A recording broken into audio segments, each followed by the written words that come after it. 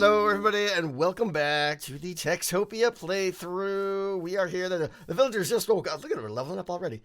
They just woke up to a sunny new day here in the village, and we got a lot to do today. Let's see, what's the list? I have an amazing new feature. This is a complete game changer that I want to show you that I've been working on. This is something I've wanted to do forever. We'll show that off in just a second.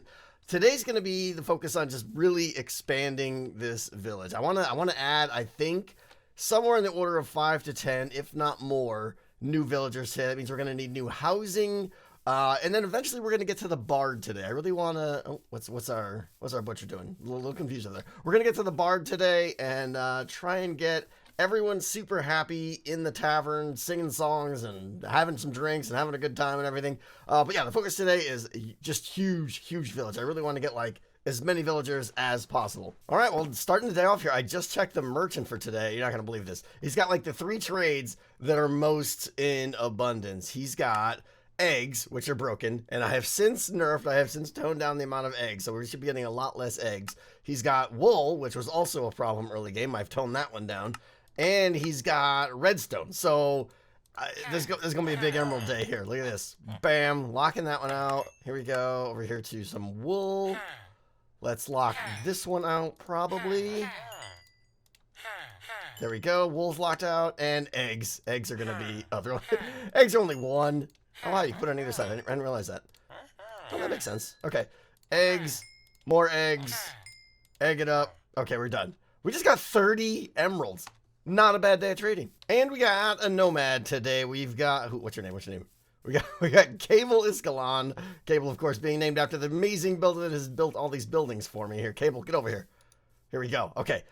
So he doesn't have any skills, but he's got a 25 intelligence, which is incredibly good. Hold still so I can farmerificate you. Done. That's supposed to play a little ditty there. There's supposed to be some particles and a sound effect. I still got to fix that. But we got another farmer. I think we've got like 7 farmers now, and there's a reason for that, which we're going to get into in a second. We're really going to go crazy with the farming operation. All right, time for the amazing new, what I'm calling game changer here. This is a feature I've wanted for many months now. I finally took about 2.5 days to implement it, and I am super happy. It's walking up steps. We've got it. We got walking up blocks now. No, not that actually, which is still a challenge, unfortunately. Okay, come over here, Mr. Farmer Dude. I want to show off the new feature here, Quincy Blackstrand. Here we go. Boom. You right-click on this now, okay? Everything looks kind of normal, mostly the same, except there's a new tab now. So the tab 1 doesn't really change. You still got all your good stuff, your health, your hunger, and everything. Over here now, bam, we've got all the AI components, or all the things that a villager can do with a checkbox next to it. So now you can customize your villagers and kind of shape what they do, tell them what they can and can't do based on what your villagers or what your village needs. So this is incredibly powerful. This is like the first time now you can actually adapt to the status of your village and tweak your villagers to do what you need and remove what you don't. So for instance, you can do all kinds of things now. Say your village is like overflowing with potatoes or something, right? All you gotta do is come in here, turn off harvest potatoes. You probably want to have them stop planting more potatoes as well too. Or you could even have each farmer dedicated to each type of a vegetable, like one guy dedicated to just wheat. Or you could have one guy be just the planter and the other people be just the harvesters. There's a lot of options you can do here. You can even tell them, don't go read in the library. Don't till the dirt. This is a good one right here. Like I've been turning this off on a lot of my farmers. You can see actually my plot's getting a bit sparse and needs to be tilled pretty bad here. That's because most of my villagers I have till land off, because I figure I'll save time as the owner of this, as the mayor here. I'll just get my hands dirty myself and I'll till every night while they're sleeping. And then that leaves them to optimize and just do all the harvesting and planting. So I can come in here just tonight and be like, brant, brant, brant, brant, brant. So this is a way you can definitely help out and speed up your villagers by kind of helping them, taking off some of the jobs off their hands. Farmers are about the only ones you can do this though with. But it really helps your farming operation. You could even do the planting if you want and have them just do the harvesting. Maybe you're getting filled up on like one type of log. Just like, oh, I've got so many spruce logs, I don't want them anymore. You can come into your lumberjacks here and just be like, don't chop spruce. If you even want to just focus on like one type, it's like, I just need I just need birch right now. That's spruce and birch mixed together when you try and talk too fast. Birch, if I just want birch, I could turn off everything there. So it's pretty flexible here. So the real power here comes with the crafting villagers. So this is my blacksmith here, for instance. I can go over here and there are so many things that they can do, like the chef and the blacksmith.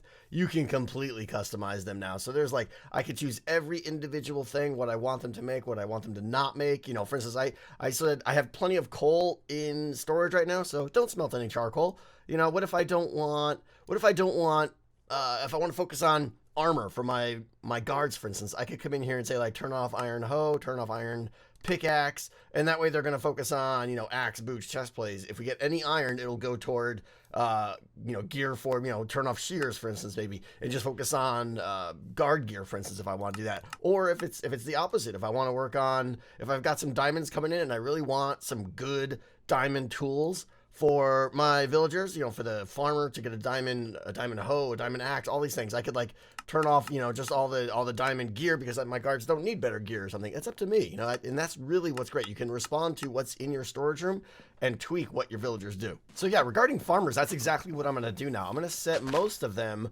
to not plant and not till, and I'm going to take care of that myself during the night. I'll probably leave a couple of them on planting just because it might be too much work, but basically if I can just get them all harvesting and I'll help them out a little bit, that's going to go a long way. But we are at capacity here. Let me show you what we got here. We're at capacity here. I want to add some more villagers. Oh, let me show you the chef real quick. Oh, that's another feature right there. You see in the chat right there?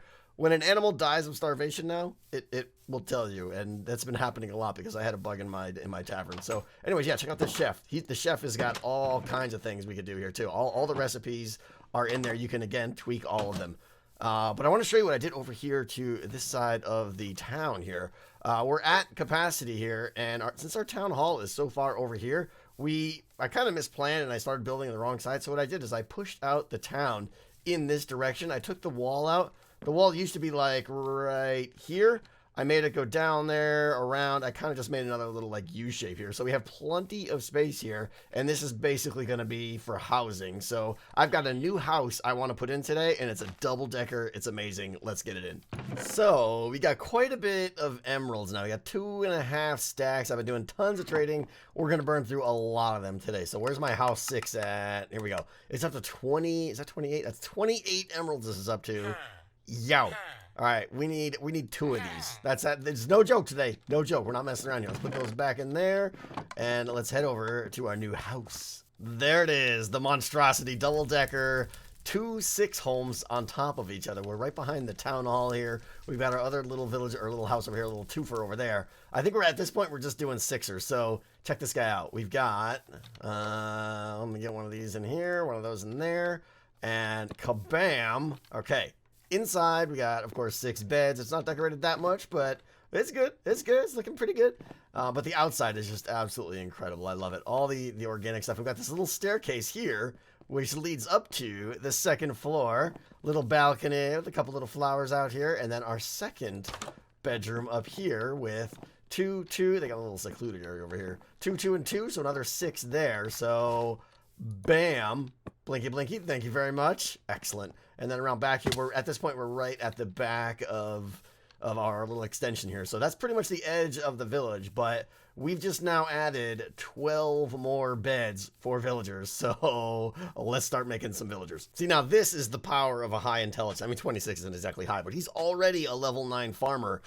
Again, when your intelligence is way higher than your current skill, that's when you're going to level up really fast. When your skill starts getting above your intelligence, that's when it slows down a lot. But at this point now, if you look around our fields, we've got a lot of farmers here, but nothing's growing. Nothing's growing fast enough. So 2 things. 1, I'd like to get a druid to help grow things faster, okay? Because a lot of people are just on harvest mode. You see a lot of farmers just kind of standing around now. The other thing, though, that I want to do is maybe, I was thinking we could, maybe dig a little hole, right here. Maybe something that, went down to, a 2nd level. Maybe. Just an idea, just an idea. No, so that's what we're going to do today. We are going to make this a double-decker farm here. I've already got this thing dug out and built, so we're going to have a double staircase right here. We'll do that, and... Oh, I'm busting up the joint. How do I do this? All right, it goes like this. Like that. Put some of this back in here.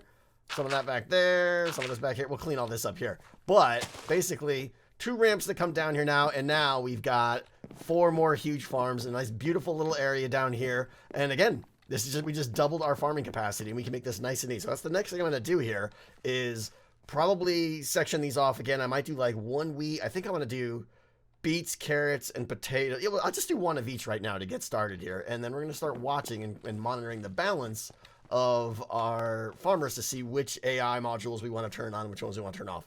Oh, I hear it inside. There it is. Oh, I thought it was 2. All right, another heart. I'm saving up all the hearts now until we get a school. Once we get a school. So here's my big plan.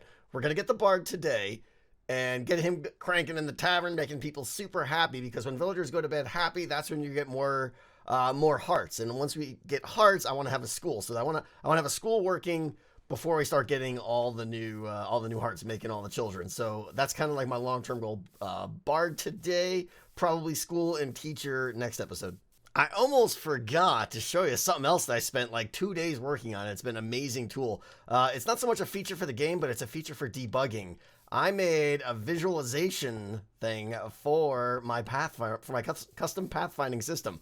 So you can see now, I'm going to fly a little bit here just so you can get an idea how this works. It shows you all the places that villagers can path to and how they get there. And it's been pretty enlightening. So the way it works here, okay, I'll go down here and show you. Every block that has a translucent gray, rectangle on it means it's a walkable area.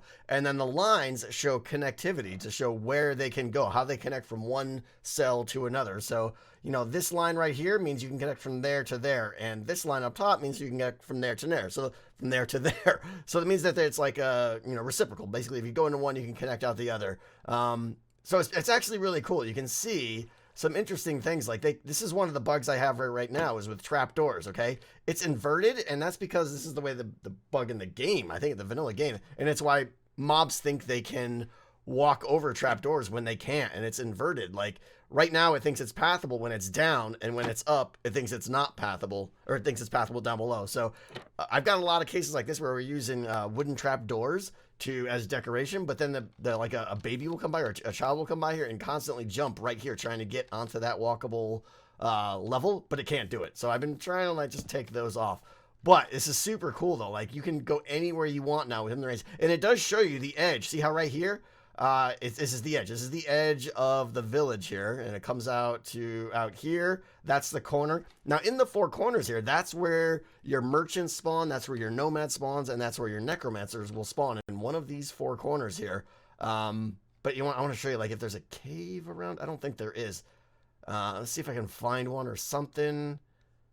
Oh, and then there's some cases like weird where it's like, whoa, why is it going in those trees? But then you actually look and it's like, well, yeah, they could hop up right there and get into those trees. It's kind of interesting. But in the case of like up on top of buildings, there's no pathing information up here because there's no way for them to get up there. But you can see how they fly up how they walk up the path here and everything into their house. So incredibly useful tool to help me debug things. But here's a problem with my village, okay? And that is over here, I'm at the edge of the village already right here. So I built this house actually too far out. So I either need to increase the range of my village, which would mean changing the code, which there's other features there that I might want to work on. Or I got to move this house in, and that means that all this area back here, I can't build anything in. So that's my little secret right now. This house, I think, is actually pretty busticated. But you can see I put up some fences here, and I've got the little area that steps down into the farm. You can see how they path down here, down the stairs. Everything's fine. And we've already got farmers coming down here working. It's pretty cool. So I'm going to turn this graph off in a second, of course, because it's obviously incredibly annoying when you don't want it. But I also put some little signs up here to show what quadrants I'm growing what. This is the wheat quadrant. Potatoes. I can't talk today.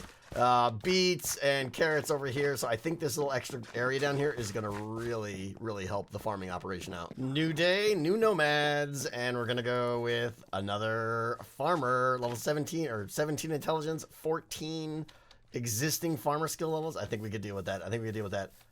Another farmer, Mr. Ballard, get to work. Oh, this is a good one. My merchant is buying diamond boots, and my blacksmith just made diamond boots from the diamonds that my miners brought up. So, bam, 12 emeralds. Nomad and merchant coming to town. I want to see what we got here. Oh, yeah. Hold on. What was her intelligence? Get over here. 14. I was gonna wait on the druid, but I really need a druid. Our name's Druella the Druid. I gotta do it. I gotta do it. Buy the token. 16 for a druid. Worth it. Worth it. Oh, I need someone to start replenishing my mines. This is gonna be good. All right. Find that. Where's Druella the Druid? There she is. There she is. Yes. I'm so excited. Okay. We're not gonna cover the druid today, but oh, this is gonna be a good one. I hope she gets busy in the mines. I need my mine shafts are just super long. This is gonna be good. This is good. Oh, there we go. Growing the crops. Growing the crops. You got any more in you? That wasn't very good. You grew one potato there, Druella. All right, we're gonna do 2 more villagers now. I already got the lumberjack, and I actually want another rancher. And here we got Eliza Enotion. Which she's a guard. I actually want a guard. We only have 1 guard in this town right now, which is pretty bad. But I think I can hold down the fort myself if a necro comes. I think we're gonna go. Let's go. Oh, what's the other one? Where's the other one? There was another one around here. Where are you at? Here he is. Here he is. What you got going on? Marcus Rooney, you got nothing going on. You know what? You get to be a lumberjack. And the other one, a little Enotion there. Where is she? She gets to be the oh, hi I think you're a little confused. That's not how this works. So all of this, like that bug there, the guard sleeping the last episode, all of it is related to the same bug, and I know what it is. I just got to track it down. It's basically if you go far away and a villager updates their animation state when they're outside the range at which they tell people, you don't get notified that that state changes. So I was like way out there checking for nomads coming, and the miner was like deep below ground, probably over on that side, and I didn't get the update. My client didn't get the update that he was done mining the thing, so he just keeps playing animation. I gotta find a better solution for it. Anyways, here's our future rancher, Eliza Enotion. There you go. I needed another rancher. So I got another lumberjack because we're just not... Ooh, something horrible just happened over there. I got another lumberjack because we're just not getting enough logs. I want to trade more logs. So we went from 2 to 3. And we need another rancher because, as you've seen, I've had some animals actually starve. And I want to start getting the meat operation going here more with the butcher and everything. So 3 ranchers to feed the animals should keep them going and start getting the population booming. Look at everybody doing all the learning. This is great. Lumberjacks learn how to chop trees. Druids learn how to druidificate and all that stuff. This is amazing. I love the library. Oh, yeah. Okay, we finally got another nomad. It's been like 4 days since one has shown up. So we're doing it. We're doing a bard. I didn't even look at what the stupid villager was yet. Let me put these back in here. Do that. All right, let's go. Time for some songs. Where is she? There she is. Where is she? I don't even, like I said, I didn't even check yet. So what do we got? If we just bard, that'd be great.